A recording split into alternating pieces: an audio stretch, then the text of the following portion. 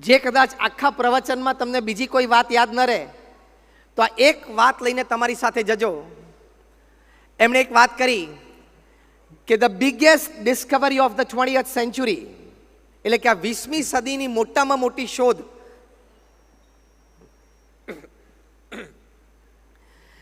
is that you can change your life by changing the attitude towards your life. કે તમે તમારું જીવન સંપૂર્ણ રીતે પરિવર્તિત કરી શકો છો જો તમે તમારા જીવન પ્રત્યેનો અભિગમ છે એ તમે બદલતા શીખો તો. જો આપણે દરેક સફળતાને ઈચ્છીએ છીએ, we all want success in life, yes or no? Raise your hands if you say yes. આપણે બધા જ સફળતાને ઈચ્છીએ છીએ અને ઈચ્છવી જ જોઈએ. દરેક ક્ષેત્રમાં જે ક્ષેત્રમાં આપણે પદાર્પણ કરીએ ત્યાં કંઈક વિશેષ સિદ્ધિ આપણે હાંસલ કરીએ એની માટે ચોક્કસ પ્રયત્નશીલ રહેવું જ જોઈએ. છતાં સંજોગો પરિસ્થિતિને આપણી વિચારધારા આપણને પાછા પાડે છે, એ પણ એક હકીકત છે. સંજોગો અને પરિસ્થિતિ તો સાનુકૂળ પણ બને અને પ્રતિકૂળ પણ હોય, પણ આપણી વિચારધારા જો સ્પષ્ટ હોય અને એ વિચારધારાથી બનેલો આપણો અભિગમ સ્પષ્ટ હોય તો એ સંજોગો અને પરિસ્થિતિ એનો ઝાઝો પ્રભાવ એ આપણી ક્રિયા, આપણા નક્કી કરેલા ગોલ્સ એની ઉપર ઓછો પડતો હોય છે. પરિસ્થિતિ અને સંજોગો તો જીવનમાં પ્રતિકૂળ નિર્માણ થવાના.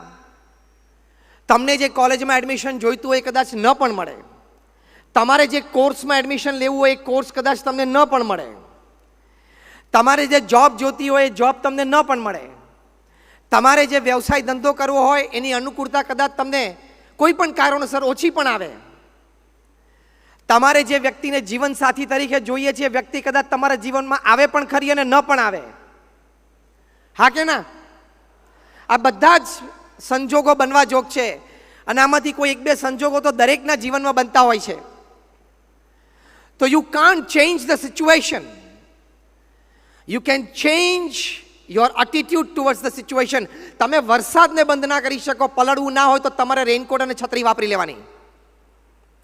એમ સંજોગો અને પરિસ્થિતિ પ્રતિકૂળ હોય તો એ અનુકૂળ તો ધીમે ધીમે થશે, કદાચ વર્ષો પણ લાગે, પણ તમારે છત્રી અને રેઇનકોટ એટલે તમારી વિચારધારા એ સ્પષ્ટ હોવી જોઈએ, ઊંચી હોવી જોઈએ, પોઝિટિવ હોવી જોઈએ અને પાયસ એટલે કે પવિત્ર હોવી જોઈએ. તો એ અભિગમ, એનાથી તમે સ્થિર રહી શકો છો, ધીર રહી શકો છો, સંતોષે યુક્ત રહી શકો છો. ક્યારેય તમે ડિપ્રેશન, હતાશા, નિરાશામાં ગરકાવ ન થાવ, સતત પ્રગતિ કરતા રહો અને one or the time success has to come to you. આજે કે કાલે નાની મોટી સફળતા ચોક્કસ તમને પ્રાપ્ત થાય જ. ઇટ હેઝ ટુ કમ, એ આવે જ. એની માટે આ સૌથી મોટી વાત છે અભિગમ.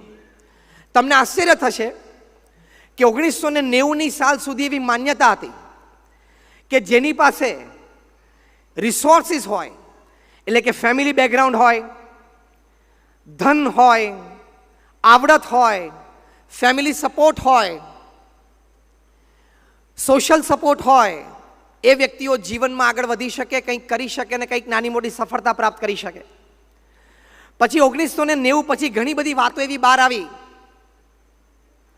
એમાંની ઘણી વાતો તો સુરતમાંથી બહાર આવી કે ઘણી વખત ભણતર ઓછું હોય, કદાચ ફેમિલીનું ફાઇનાન્શિયલ સપોર્ટ પણ ઓછો હોય અને પ્રાથમિક ધોરણોમાં શિક્ષણ પણ કદાચ ઓછું પ્રાપ્ત થયું હોય તો પણ એ વ્યક્તિઓ મોટો ધંધો કરી શકી, સમાજમાં પ્રતિષ્ઠા પણ એ વ્યક્તિઓ મેળવી શકી, સમાજમાં ખૂબ સુંદર મોટા કામ પણ સમાજ સેવાના કરી શક્યા અને આવતી પેઢીને ખૂબ મોટું, અતિશય મોટું, વિચારમાં પણ ના આવે એવું મોટું માર્ગદર્શન અને પ્રેરણા પણ આપી શક્યા. એમાંના ઘણા અત્યારે આપણી સામે બેઠા છે.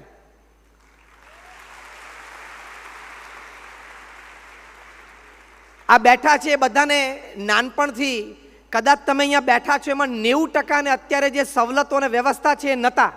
ગોવિંદ કાકા વાત બરોબર છે? મથુરભાઈ, લાલજીભાઈ બરોબર છે ને? લવજીભાઈ, અહીંયા બેઠેલા 90% ને તમે જ્યારે એમના જેવડા હતા ત્યારે તમારી પાસે જે સવલતો, વ્યવસ્થા, અનુકૂળતા, સહકાર એ હતો એના કરતાં આ લોકો પાસે 90% પાસે ઘણો વધારે છે. બરાબર છે ને? તો you only have to decide if they can, I can. તમારે એટલો જ નિર્ણય લેવાનો છે કે આપણા વડીલો અહીંયા શહેરમાં છે એ આપણા કરતાં ખૂબ ઓછી સવલતોમાં નીતિમત્તા, પુરુષાર્થ, સવડા અભિગમો, પોઝિટિવિટી, સર્વેને સાથે રાખીને કામ કરવું, દરેક પ્રત્યે લાગણી, પ્રેમ, ભાવના, આવા સવડા અભિગમોથી આ કક્ષા સુધી પહોંચ્યા હોય તો આ શહેરમાં જ આપણી સમક્ષ આવા ઉત્તમ ઉદાહરણો છે, બીજે ક્યાંય બહાર લેવા જવાના નથી. એટલે આ વાક્ય તમે રિપીટ કરજો. If they can do, again, if they can do, એ લોકો કરી શકે છે તો આપણે પણ કરી શકીએ. વાત બરોબર છે ને? વાત બરોબર છે ને? પરફેક્ટ છે. એની જ માટે એક માસ્ટર કી તમને આજે અહીંયા આપવાની છે. બધા પાસે નાની મોટી સવલતો તો ઓછી વધતી હશે. તમારે ધંધો કરવો પણ હોય તો તમારી પાસે 25-50 લાખ કરોડ રૂપિયા ન પણ હોય, ન પણ થાય. તમારે ધંધો કરવો હોય ને કદાચ કોઈ પાર્ટનર મળે કે ન પણ મળે, હા, તમારી મહેનતની તૈયારી છે, નીતિમત્તાથી, પ્રામાણિકતાથી આગળ વધવું છે, એક વિચાર છે. તો હવે જે પરિબળ જોશે તમારે, જેના લીધે ઓછી સવલતો અને ઓછા સહકારથી પણ તમે આગળ વધી શકશો, એક જ મોટું પરિબળ છે. It is the master key, અને એ છે એટીટ્યુડ, એટલે કે અભિગમ. ફરી વખત અભિગમની વ્યાખ્યા સમજાવતો હું તમને સ્પષ્ટ કરું. કોઈ પણ વ્યક્તિ, કોઈ પણ પરિસ્થિતિ, એની હેપનિંગ ઓફ યોર લાઈફ, એમાં તમારો દ્રષ્ટિકોણ શું રહે છે એ તમારો અભિગમ છે. એ દ્રષ્ટિકોણ એ તમારો અભિગમ છે. કોઈ પરિસ્થિતિ કે કોઈ સંજોગ આપણને નબળા નથી પાડી શકતા, આપણા વિચારો પાડે છે. કારણ કે આપણે આપણા જીવનનું રિમોટ કંટ્રોલ એ પરિસ્થિતિના હાથમાં આપી દીધું. રોજ સવારે ઉઠીને આપણી જાતને ભગવાનને પ્રાર્થના કર્યા પછી એટલું જ કહેવાનું છે કે હું કરી શકું, મારાથી થાય, મારી હિંમત રાખવાની છે, મારે સવડા અભિગમો રાખવાના છે, મારે પ્રયત્નશીલ રહેવાનું છે, મારે નીતિમત્તા રાખીને પુરુષાર્થ કરવાનો છે.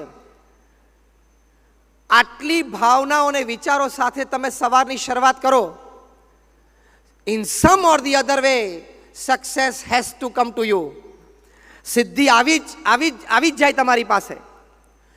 તો અમેરિકાના એક બહુ જ સારા લેખક જેફ કેલરે લગભગ 500થી પણ વધારે પુસ્તકો સફળતા વિષયક વાંચ્યા, 2000થી પણ વધારે આર્ટિકલ્સ સફળતા વિષયક વાંચ્યા, 2000થી પણ વધારે ઓડિયો કેસેટ્સ મેનેજમેન્ટ ગુરુઝની સાંભળી, અને દુનિયાના લગભગ 1000 સફળ વ્યક્તિઓ, ખાલી ધંધાની દ્રષ્ટિએ સફળ નહીં, ધંધા રોજગારમાં સફળ, પિતા કે માતા તરીકે સફળ, ભાઈ કે બહેન તરીકે સફળ, મિત્ર કે રિલેટિવ તરીકે સફળ, પડોશી તરીકે સફળ, બધી જ રીતે success in all walks of life, success in all Rolls of life, બધી રીતે સફળ એવી 1000 વ્યક્તિનો એમણે ખૂબ પ્રશ્નો પૂછીને ઇન્ટરવ્યૂ લીધા.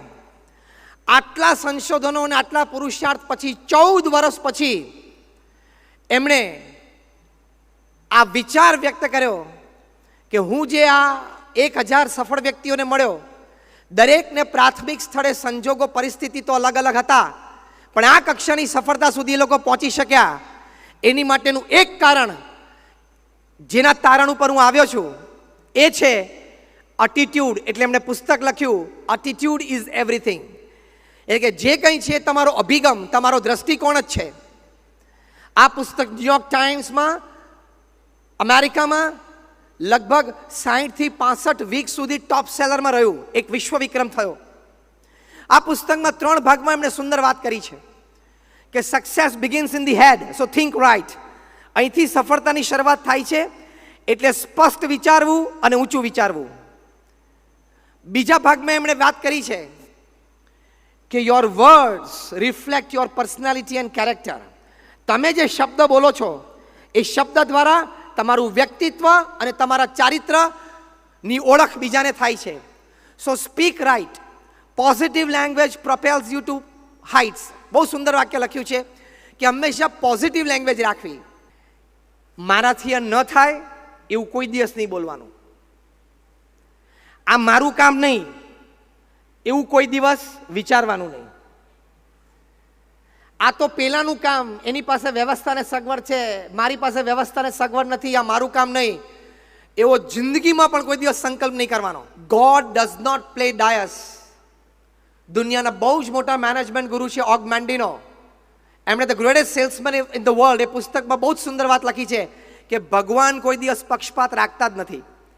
દરેકને બુદ્ધિ શક્તિ આપેલી છે, મહેનત આપણે કરીને એ ખીલવવાની છે.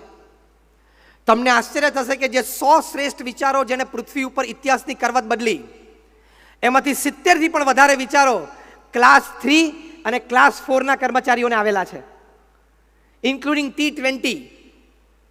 આઈસીસીમાં નાનો બેઠેલો એક ક્લાર્કને વિચાર આવ્યો કે ફૂટબોલ સ્ટેડિયમ્સ આટલા ભરાય છે તો ક્રિકેટ સ્ટેડિયમ્સ કેમ ન ભરાય? ફૂટબોલમાં અને ટેનિસમાં આટલા બધા પૈસા છે તો ક્રિકેટમાં કેમ ના આવે? અને એમણે આ વિચાર કર્યો, એનામાંથી T20 20 ઓવરની મેચ નક્કી થઈ. કદાચ ભવિષ્યમાં 10-10 પણ નક્કી થશે.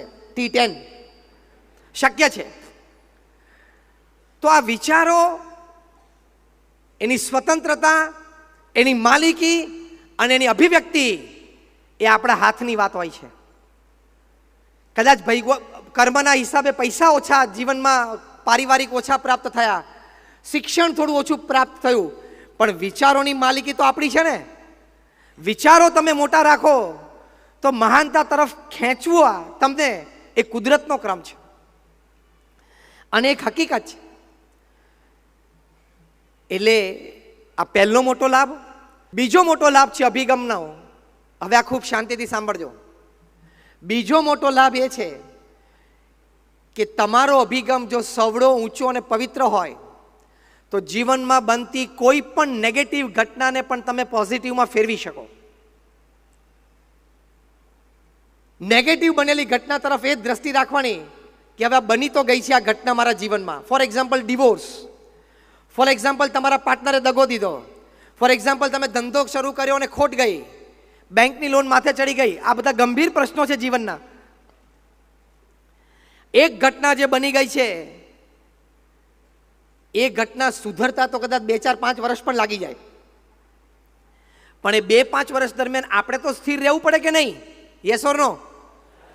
આપણે તો સવડો અભિગમ રાખીને, ધીરજ રાખીને પ્રયત્નશીલ રહેવું પડે કે નહીં? યસ ઓર નો? તો કોઈ પણ નેગેટિવ ઘટનામાં તમે અભિગમ જો સવડા રાખશો તો ચોક્કસ તમે સ્થિર રહી શકશો. અને સ્થિર રહેશો તો હમણાં જે વાત કરી મેં સુનિલ ગાવસ્કરની, ઘણી બધી આંતરિક શક્તિઓ બહાર આવી જશે. કેવા ગંભીર પ્રશ્નો, એનાથી આગળ કેટલી બધી જીવલેણ કટોકટીમાંથી લોકો બહાર આવી ગયા છે. એના પ્રમાણમાં તો આપણે અહીંયા બેઠા છે, આપણી નાની મોટી મુશ્કેલીઓ કોઈ હિસાબમાં નથી, કોઈ ગણતીમાં નથી.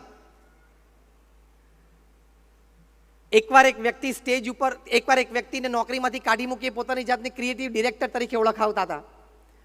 7 જોબમાંથી એમને રિજેક્ટ કર્યા, 7 કંપનીએ, કે તમે ક્રિએટિવ છો જ નહીં, તમને ડિઝાઇન આવડતી જ નથી, તમને ગ્રાફિક્સ આવડતું જ નથી. તમને 2 જ વર્ષના ગાળામાં 7 કંપનીમાંથી 7 માલિકો કાઢી મૂકે, માણસનો આત્મવિશ્વાસ તૂટી જાય ને. 28મી તારીખ હતી, ગેરેજમાં બેઠેલા, ખિસ્સામાં $5 હતા. 2 દિવસ પછી ભાડાનું ઘર ખાલી કરવાનું હતું. 2 દિવસ પછી ક્યાં જવું, ક્યાં રહેવું, શું ખાવું, એનો પ્રશ્ન હતો. એવો પ્રશ્ન તો આપણે બેઠામાંથી કોઈને નથી ને. પણ એમને આત્મવિશ્વાસ હતો. જો એમનો અભિગમ એમના પ્રત્યે બદલાણો નહોતો, એમના અભિગમનું ઘડતર એના 7 જે કંપનીના માલિકો એમને કાઢી મૂકેલા એણે નહોતો કર્યો.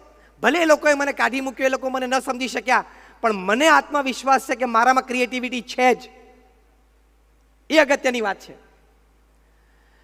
તો એક ઉંદર ટેબલ ઉપર ચડ્યો, એમના કોફીના મગમાં આમ ચાંચ બોળી, પીવાનો પ્રયત્ન કર્યો, બાજુમાં બ્રેડનો પીસ હતું એ ઉપાડ્યું,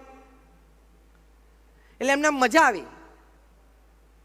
પણ જો અભિગમ સવડો હતો તેમાંથી મોટો વિચાર સ્ફુર્યો. હવે વખતે નેગેટિવ અભિગમો કે મારું શું થશે, કેમ થશે, હવે 2 દિવસ પછી હું ક્યાં જઈશ, એમ કહીને રડવા માંડે, તો રડવાથી, ફ્રસ્ટ્રેશન અને ડિપ્રેશન લાવવાથી તો કાંઈ નથી થવાનું. ઉલટાનું you are going to lose your life. પણ એ વખતે થશે. હું થોડી ધીરજ રાખું, થોડી હિંમત રાખું, કાલ સવારે ઉઠીને કોકને મળું, કોકને ત્યાં જવું, ક્યાંક કામ શરૂ કરું. એવા સવડા વિચારો કરવા. આમને એમ થયું કે આ ક્રિયા ઉંદરની મને બહુ આનંદ કરાવી ગઈ. એમાંથી વિચાર આવ્યો, can I show the same act of this mouse to all the children of this world, entertain them and make big money. એટલે આ જે ઉંદરની ક્રિયા મેં જોઈ, મને આનંદ આવ્યો. દુનિયાના બધા બાળકોને આ ઉંદરની ક્રિયા હું દેખાડી, બાળકોને આનંદિત કરી અને એમના માતા પિતા પાસેથી બહુ મોટા પૈસા કમાઈ શકું. આ વિચારમાંથી જન્મ્યું the most famous character of motion picture, Mickey Mouse. અને વ્યક્તિનું નામ હતું વોલ્ટ ડિઝની. ડિઝની વર્લ્ડ અમેરિકામાં થયું, યુરો ડિઝની થયું, જાપાન ડિઝની થયું. એક નાની ક્રિયામાંથી અભિગમ સવડો હતો. તો નાની ક્રિયામાંથી હું ઘણી વખત વાત કરું છું કે અહીંયા દરિયો નજીક છે. દરિયામાં જેટલા પાણીના ટીપા છે ને, એટલા ધરતી ઉપર કરોડો રૂપિયા છે, કારણ કે કરોડો વિચારો છે. એ પકડતા આવડવા જોઈએ.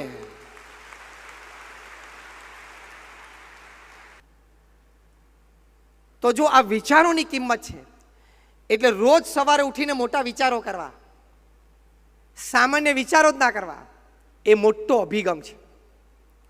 અને એ અભિગમથી પ્રગતિ થાય છે, એ અભિગમથી સફળતા પ્રાપ્ત થાય છે.